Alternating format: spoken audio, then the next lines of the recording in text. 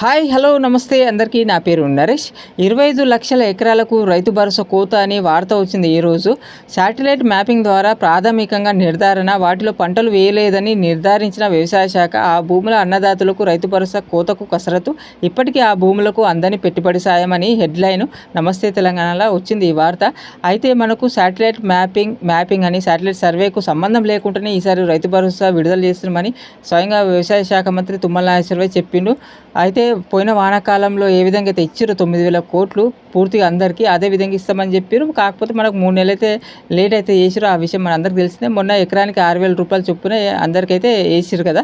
అయితే రెండో విడత కూడా ఈ 15వ తారీఖు 5 ఎకరాల వరకు వేస్తారట. మరి అప్పుడు తెలుస్తుంది ఎంతవరకు కోతలు పడతాయో అనే విషయం అప్పుడు తెలుస్తుంది. ఈ వార్తలు ఎంతవరకు నిజం ఉందో అప్పుడు కూడా తెలుస్తుంది. అయితే పూర్తిగా వార్త చూద్దాం, కొంచెం ఇన్ఫర్మేషన్ ఉంటుంది. మరి పూర్తిగా చూడండి. ఫస్ట్ టైం చూస్తే ప్లీజ్ సబ్స్క్రైబ్ చేసి చూడండి.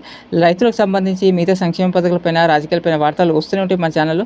ప్లీజ్ నాలాంటి వాడిని కూడా ప్లీజ్ సపోర్ట్ చేయండి, సబ్స్క్రైబ్ చేసి చూడండి. మరి వార్త అయితే పూర్తిగా చూద్దాం.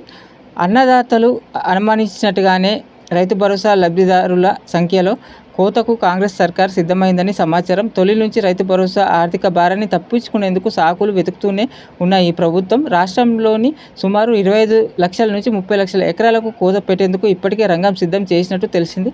ఈ మేరకు శాటిలైట్ మ్యాపింగ్ ద్వారా సర్వే చేయించిన వ్యవసాయ శాఖ కోత పెట్టే విస్తారాన్ని కూడా ఖరారు చేసినట్టుగా తెలిసింది. ఈ యాసంగిలోనే దీనికి సిద్ధమవుతున్నట్టు గుసగుసలు వినిపిస్తున్నాయి.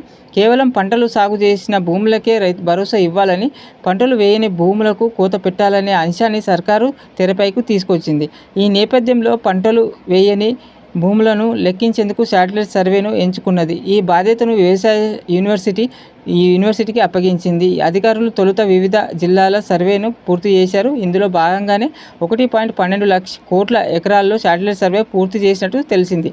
11 లక్షల ఎకరాల్లో పంటలు వేయలేదని సర్వేలో గుర్తించిన బృందాలు వ్యవసాయ శాఖకు నివేదిక ఇచ్చినట్టు సమాచారం. దీంతో సాగు చేయని భూములకు రైతు భరోసా ఇవ్వొద్దనే ఆలోచనలో ప్రభుత్వం ఉండటంతో ఆ భూములకు రైతు భరోసా కోత పెట్టే అవకాశం ఉన్నది అని వార్త వచ్చింది. నమస్తే తెలంగాణ. ఇది చాలా వరకు నిజమయ్యే అవకాశం ఉంది. మనకు ఫస్ట్ నుంచి కూడా అనుమానం కదా రైతు భరోసా విషయంలో. మరి ఈ ప్రభుత్వం వచ్చిన తర్వాత రైతు భరోసా విషయంలో అయితే రైతులకు చాలా ఇబ్బంది పెడుతుంది. ఆ విషయం మనందరికీ తెలిసిందే. ఫస్ట్లో ఒకసారి రైతు భరోసా పూర్తిగా వేయలే, తర్వాత 3-4 ఎకరాలకు ఒకసారి ఇచ్చారు. మరి ఇప్పుడు కూడా 3 నెలలు లేట్ చేసారు. అది కూడా రైతులు ధర్నాలు, ప్రతిపక్షాల గట్టిగా అడగడంతో ఇప్పుడు ఇస్తున్నారు. అయితే ఇప్పుడు మరి ఇది ఒక వార్త అయితే వచ్చింది. ఇప్పుడు 5 ఎకరాలు ఇస్తా అని చెప్పారు. తర్వాత 6-7 ఎకరాలు ఆ పైన వాళ్ళు కూడా ఉంటారు కదా. మరి ఎంతవరకు కోతలు పెడతారో అనేది చూడాలి. ఏదేమైనా రైతుల ఓట్లతోనే ప్రభుత్వంలోకి వచ్చింది కాంగ్రెస్. రైతు బంధు విషయంలో రైతులనే ఇబ్బంది పెడుతుంది. కాంగ్రెస్ పార్టీకి చాలా నష్టం జరగవచ్చు భవిష్యత్తులో.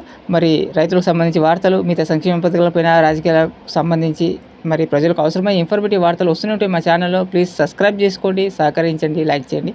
మరో వార్తతో మళ్ళీ వస్తాను. Thank you.